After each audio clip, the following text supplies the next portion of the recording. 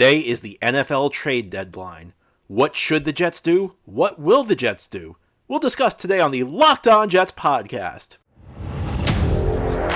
You are Locked On Jets, your daily New York Jets podcast. Part of the Locked On Podcast Network, your team every day.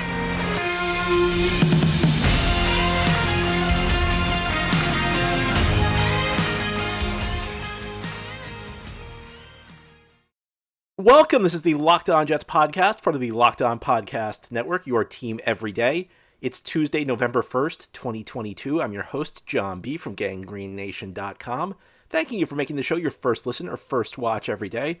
This podcast is free and it's available on all platforms, including YouTube. If you like what you see or hear, hit the subscribe button wherever you're watching or listening. And if you're watching on YouTube, click the bell. You'll get notifications as new episodes are posted and you'll never miss an episode. And if you're watching on YouTube, after you click the bell, give this episode a big thumbs up. Helps the channel out and it helps other Jets fans find the podcast. Today's episode of Locked On Jets is brought to you by PrizePicks. PrizePicks is daily fantasy made easy. You pick 2 to 5 players, and if they score more or less than their PrizePicks projection, you can win up to 10 times your money on your entry. First-time users can receive a 100% instant deposit match up to $100 with promo code LOCKEDON. That's PrizePicks.com, promo code LOCKEDON. Well, I hope you had a very happy Halloween. Today is November 1st, which means it is the trade deadline in the NFL. A day that gets a lot of hype and really fails to deliver for the most part. Occasionally you get a big trade, but the NFL, it's just not a league where you see a lot of trades. Maybe this year will be an exception. The Jets are in an interesting spot this year at 5-3. I hope you're over the loss on Sunday to New England. We've got a big game coming up this weekend against Buffalo where the Jets can register another statement win against an excellent Bills team, a Bills team that's been the best team in the NFL so far this season. Will the Jets add fortifications, though, at the trade deadline? For the first time in a while, my opinion is that the Jets should be buyers, but moderate buyers. So what do I mean by that?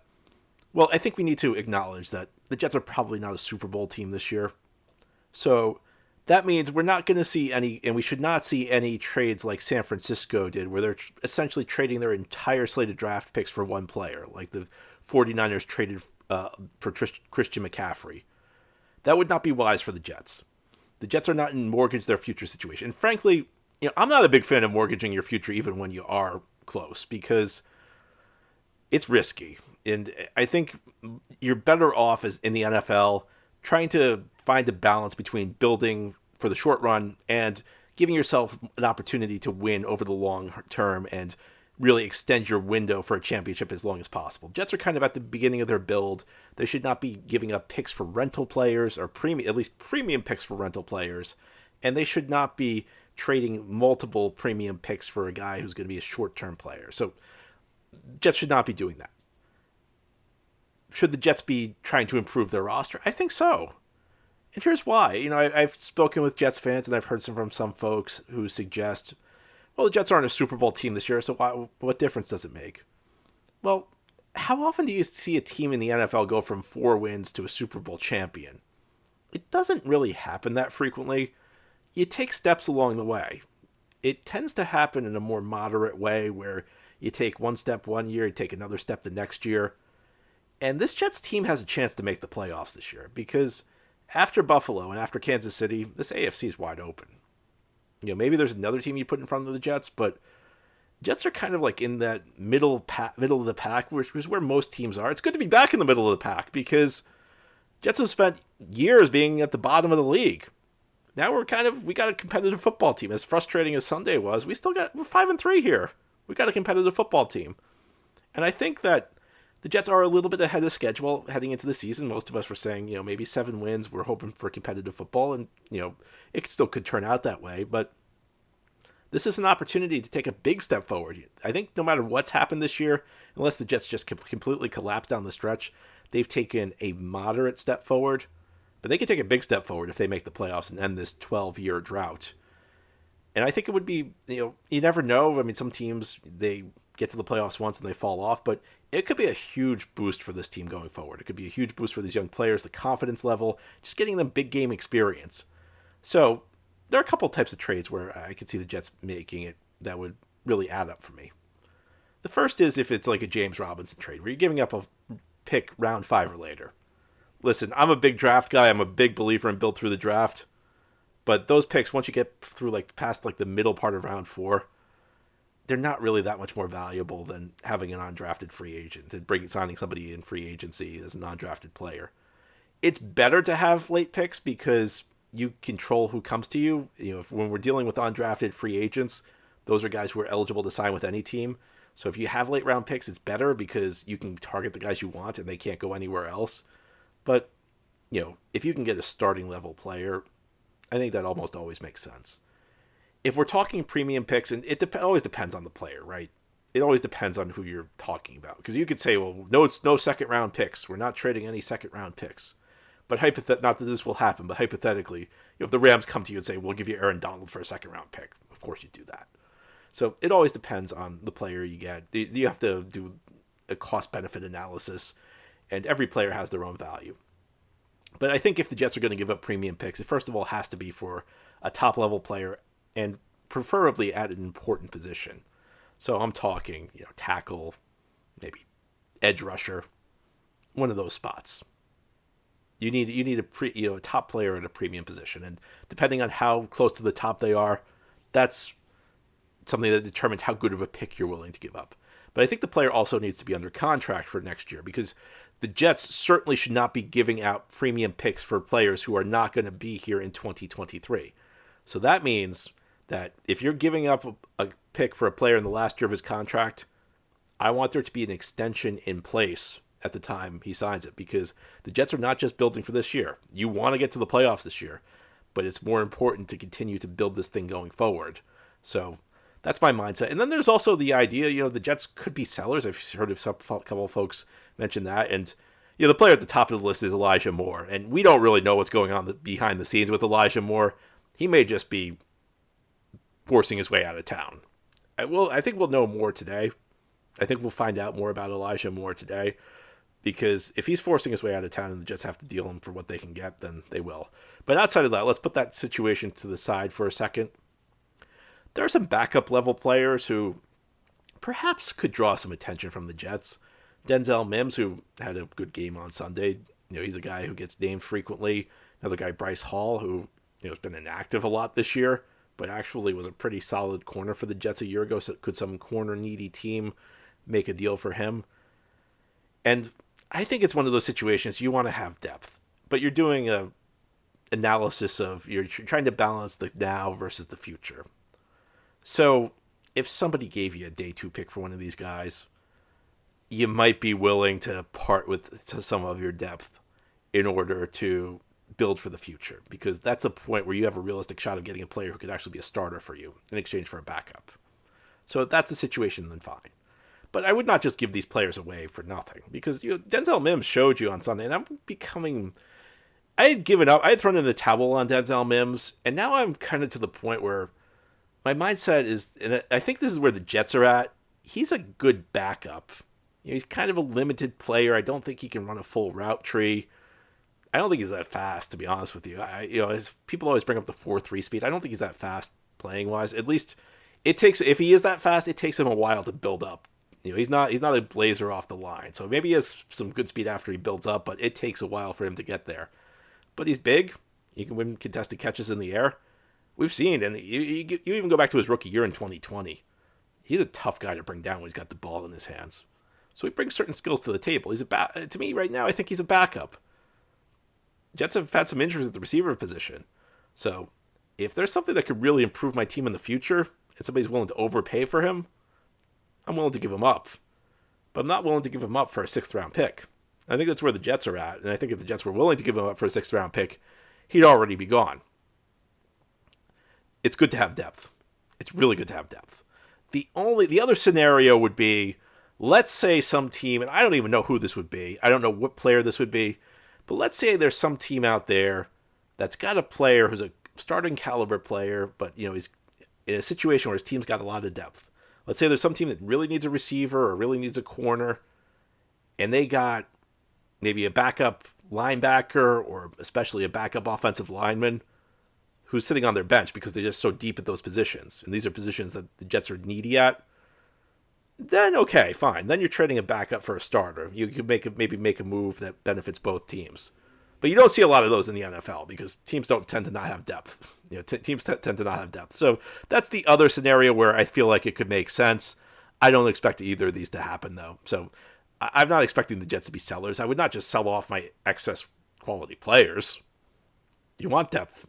In case you didn't notice, NFL is a league where injuries happen fairly regularly. It's good to have quality backups. So these are things to keep in mind. And I think it's more likely the Jets buy than it is that they sell. Who could the Jets buy, though? Or more precisely, where could the Jets be looking to buy? That's what we'll discuss as we continue this Tuesday episode of Locked On Jets on trade deadline day. Of course, if a player is traded today, that could change everything for them. It could change their production, and that could be meaningful if you're a daily fantasy player. If you are a daily fantasy player, though, let me tell you about PrizePicks, and let me explain how it works. You pick 2 to 5 players. If they score more or less than their PrizePicks projection, you can win up to 10 times your money on any entry. There's no competing against other people. It's just you against the projections available, and PrizePicks offers projections on any sport that you watch. This includes the NFL, but if you don't want to have players who are going up against the Jets, you just feel it's too awkward, then you can play with the NBA, you can do Major League Baseball, the NHL, PGA, college football, college basketball, both men's and women's, soccer, esports, NASCAR, tennis, MMA, boxing, Euro basketball, cricket, and one more, disc golf. The withdrawals are fast and safe. Entries can be made in 60 seconds or less, and they're currently operational in over 30 states and Canada. Download the PrizePicks app for free and go to PrizePicks.com to sign up and play daily fantasy sports. First-time users can receive a 100% instant deposit match up to $100 using promo code LOCKEDON. So if you deposit $50, PrizePicks gives you another $50. If you deposit $100, PrizePicks gives you another $100. And don't forget to enter promo code LOCKEDON at sign up for an instant deposit match of up to $100. Thank you, as always, for making Locked On Jets your first listen or first watch every day. I appreciate it so much. And for your second listen today, check out Locked On Sports Today. From the games that matter the most, the biggest stories in sports, go beyond the scoreboard and behind the scenes with local experts and insight only Locked On can provide. Locked On Sports Today, available on this app, YouTube, and wherever you get your podcast, hosted by my friend Peter Bukowski. Peter's awesome, so check that out. Today, we're talking about the NFL trade deadline, which I'm sure is going to be a topic on Locked On Sports Today. What will the Jets do? Of course, a lot of the focus is going to be on the offensive side of the ball because the Jets are struggling on offense.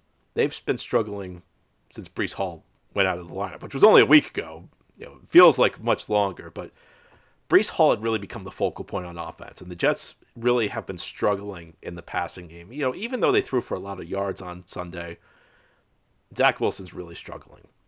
And there are pieces the Jets can put around Zach Wilson if they're available on the trade deadline. I don't know who they are, though. It's difficult to say because there's so many rumors going around these days. I've heard about Laramie Tunsil potentially being available from the Houston Texans. I don't really understand why the Texans would make Laramie Tunsil available. If he is available, the Jets should be all... there are not many players I'd be willing to give up a first-round pick for. Laramie Tunsil's one of them. But I don't understand why the Texans would trade a tackle who's in the prime of his career. Even if you're rebuilding, if you have a tackle in the prime of his career, that's a centerpiece player who could help you in your rebuild. That's like a cornerstone player. You want to start your rebuild building around a player like that. You don't want to trade him. And also, if you look at the Texans cap situation, it does not make a lot of sense. But there have been rumors about him. If the Jets can find a piece on the offensive line, though, because this offensive line is really struggling, and especially at the right tackle position now, they could be getting George Fant back in a couple of weeks. So maybe that helps. Even Max Mitchell, probably better than Cedric Ogbuehi, who really struggled on Sunday. And it's been tough for the Jets this year because they've had to move so many pieces in and out of this offensive line. It's difficult, first of all, when you suffer a lot of injuries because the guys who step up, the backups, usually are not as good as the guy they're replacing. That's why they're backups. But beyond that, on the offensive line, you need continuity. You need to understand how the guy next to you is going to approach something. Sometimes you just need to engage somebody and then pass him off to the guy next to you. And you only learn that with experience. So it's tough, but Cedric Ogbuehi, man, he's just not doing the job. And if the Jets can add a premium piece, because Zach Wilson, Jets have to try and make this work with Zach Wilson. I said it yesterday. I'm worried about Zach Wilson, but I'm not writing Zach Wilson off yet because he's got to play nine. He's going to play 9 more games. He's going to have time to show he's at least developed a little bit. And the Jets have to do everything in their power now to try and help him develop. Because if Zach Wilson plays the way he did on Sunday, if Zach Wilson plays the way he's played the last 3 to 4 weeks, Jets are going to have a tough time winning games. They were able to win games because of Breece Hall. And he was able to kind of work around the lack of a passing game. Breece is gone now. So the Jets need to find another way to do it. And that means they have to get better production from Zach Wilson. And listen, a lot of this is going to be Zach. Zach's got to do better under pressure. He's got to learn how to get to his second read. He's got to learn how to check the ball down. But the Jets can make it easier. There are the things you can control, the things you can't control. If you're the Jets, to a certain extent, you can't control what happens with Zach. You can't control his ability to figure out how to make the game slow down for him. But you can at least you try and put him in positions where he's under pressure less, because it's his weakness. And that also goes for the group of receivers he's throwing to. And I don't know if there's a number one receiver available, but I said it over the course of the offseason, and I don't mean to gloat because, listen, I'm wrong about a lot of things. I felt during the offseason like the Jets really needed to get a veteran receiver in here with a big-time pedigree, because you don't want to depend on young and inexperienced receivers. Because first of all, it could be like Elijah Moore, where the guy, first of all, doesn't play up to the expectations, and second of all, you haven't dealt with him long enough to know he's just going to run himself off the team. But a better example is Garrett Wilson, and I love Garrett Wilson. I think Garrett Wilson's going to be great in the NFL. You've seen flashes of a special player, but he's not bringing it on a week-to-week basis. And that's not a knock on Garrett Wilson. It's just a reflection of the fact he's a very young player. He's a rookie. Rookies are up and down. I felt like they should have brought in a veteran receiver, and to be honest with you, I wish I was wrong on this. But I feel like that was probably the right move, because there were a number of veteran receivers who changed teams and trades over the course of the offseason. I don't know if any of them are available right now, but if we're talking about the things that the Jets can control to make Zach's life easier, and again, listen, you may not be confident in Zach right now. I'm worried about Zach. But there's no better option right now for the Jets. So the only thing the Jets could do right now is try and make this work and try and make Zach's life easier. And Zach's got to be better. On some level, it's beyond what the Jets can control. But the things they can control, if there's a receiver out there who can make big plays, and I don't know who that, again, I'm expecting not much to happen. We're going to spend all podcast today talking about the trade deadline, and I'm frankly not expecting much to happen. But I'm telling you that on the offensive side of the ball, if the Jets can do anything to make Zach Wilson's life easier and not mortgage their future, it makes a lot of sense, because it's not just about winning games this year. Zach Wilson is really important for the future of this franchise. If it doesn't work out for Zach Wilson, it's going to be really tough for the Jets going forward. And this year's big. And this year, Zach has not risen to the occasion, aside from that fourth quarter against Pittsburgh. So we'll see what the Jets can do. Should the Jets make a move on defense, if the right player is available? Some people might say no, because the defense has not been a weakness. I'm not so sure about that. I'll explain why as we continue this Tuesday trade deadline edition of the Locked On Jets podcast. Would you believe the Jets are double-digit point underdogs this weekend against the Buffalo Bills? I guess it's not that surprising. They're coming off a bad loss to New England, and Buffalo has looked like the best team in the NFL so far this season. But if you believe in the Jets, you should know that BetOnline.net is your number one source for betting football this season. You can find all the latest player developments, team matchups, news, podcasts, and in-depth analysis on every game. Hopefully some will tell you that maybe this game is not as big of a mismatch as some people think it is on paper. And as always, BetOnline remains your continued source for all of the sports wagering information, with live betting and up-to-the-minute scores on every sport out there. So that's not just the NFL, it's Major League Baseball, it's the NHL, the NBA, MMA, boxing, regular golf. It's the fastest and easiest way to check in on all your favorite games and events. Head to the website today or use your mobile device to learn more.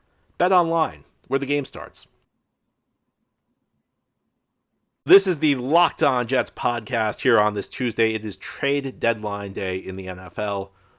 Let's be honest, probably going to be a dud. Most of them are. I am really trying to downplay expectations because even though I'm spending my entire day talking about the trade deadline, most of the times the deals are not done. It's unlikely. You know what came to mind is this. I think this is the 5th anniversary of that ridiculous trade the Jets made for Rashard Robinson. This guy who was a backup for San Francisco who they had no use for. And Mike McCagnon gives up a pick for him. And I still can't believe Mike McCagnon did this. And he didn't even tell Todd Bowles about it because Todd Bowles found out about it at his press conference. The reporters told Todd Bowles about it. Bad days. Those were rough days. We're in better days now for the Jets. If a defensive player who could be an impact player becomes available, should the Jets make a move? Well, one guy came off the board yesterday. Roquan Smith was traded to the Baltimore Ravens. He was a guy who, at least on paper, seemed like a really good fit for the Jets because he's used to playing and succeeding on a defense with a four-man defensive. I'm not going to call it a 4-3. We'll say it's a four-man defensive line because you don't really play 3 linebackers anymore in today's NFL. Most often it's playing 3 receiver sets, so you have 5 defensive backs on the field. But a guy who on paper seemed like a pretty good fit for the Jets system, he's off the board. There were also rumors. Peter King of Football Morning in America had a rumor that the Jets were willing to give up a first-round pick for Bradley Chubb out of the Denver Broncos, who's in the final year of his contract. I was really surprised how many Jets fans objected to the idea of trading for Bradley Chubb, and people were saying, well, it's not a need. Well, didn't we go through this at corner over the course of the offseason? Because I distinctly remember when people were against drafting a corner early because the Jets had Bryce Hall, because the corner wasn't a weakness on paper. Well, that's worked out pretty well for the Jets, and I think we need to reiterate there's a difference between not a weakness and a strength. And I'm not sure I love the idea of giving him a 1 for Bradley Chubb. Maybe a 2. And Bradley Chubb's a guy in the last year of his contract, so you got to work out a new deal with him if you trade for him. But I was surprised people were against the principle of it. Now, again, first round, if you're saying I don't want to give up a first round pick for Bradley Chubb because I got to pay this guy a lot of money, so his price should be lower. And okay, I can agree with that. But this defensive line's got a lot of good players on it. It's really only got one great player, and that great player is not an edge rusher. And Bradley Chubb, he's a borderline great player. I understand it. He's banged up. He's been injured, and that should also play. He's been injured through his career, and that should reduce the price as well. But I look at this, and Jets could use a linebacker, and if there's a good linebacker available, it makes sense to make a move. These safeties are really inconsistent. These safeties have gone from being terrible to being inconsistent, but they had a rough game on Sunday, especially one big run where both of them whiffed on tackles. The Jets can get a safety, that might make some sense. But it's not just about improving your weaknesses. It's also about building strengths. Defensive line's good for the Jets. They've been good. But they're like one top-notch edge rusher away from being great because you already got Quinnen Williams who's disruptive. You got a lot of good supporting players. John Franklin Myers is a good supporting player despite his horrible penalty on Sunday. Sheldon Rankin's having a big bounce-back year. Carl Lawson's really solid. Against some young guys who are producing. Bryce Huff has been an excellent situational pass rusher. Michael Clemens is flashing. Jermaine Johnson's flashing. Even Jacob Martin's shown a few things. But there's not that guy who terrifies you off the edge. And you add that guy on a line with Quinnen Williams, well, that means that on every single play, either that edge rusher or Quinnen Williams is going one-on-one. I like my chances with that. So, Bradley Chubb is the guy that's been named frequently, and there were reports that refuted that by reporters closer to the team. So that could be a situation, sometimes information gets floated out there because they're trying to, an agent's trying to generate a market for his player. So sometimes that information is, I'm not sure the Jets are really interested in Bradley Chubb, but that type of player, for me, I'm surprised how many people are out on something like that. Again, the price matters.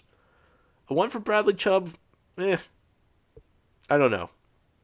A 2 for Bradley Chubb, and I got a contract extension in place, makes sense. Or a player of that caliber. And sometimes what happens on trade deadline day is somebody actually does get traded, but it's just not person you're not expecting. The trade just comes out of nowhere. So that's also something to watch. Again, I think a lot of this discussion will be for naught. I think most of these players who are rumored are going to stay with their current team, but it'll be interesting to watch. But I'd say the Jets should be moderate buyers today. They should not go crazy. Don't make any reckless moves. Don't make any short-sighted moves. But if you can improve the team, getting a player who's going to be here for a couple of years, grow with the rest of the players on this team as the Jets continue this build, I think there's logic to it. Anyway, that's all for today's episode. This has been the Locked On Jets podcast, part of the Locked On Podcast Network. Your team every day is our motto. As always, if you enjoy the show, hit the subscribe button wherever you're watching or listening. Hit the bell if you're watching on YouTube. You'll never miss an episode. You'll get notifications as new episodes are posted. If you're listening on a podcast source, please a 5-star review. If you're watching on YouTube, please a thumbs up for this episode. These things help the channel out and help other Jets fans find the podcast. Have a great Tuesday, everybody.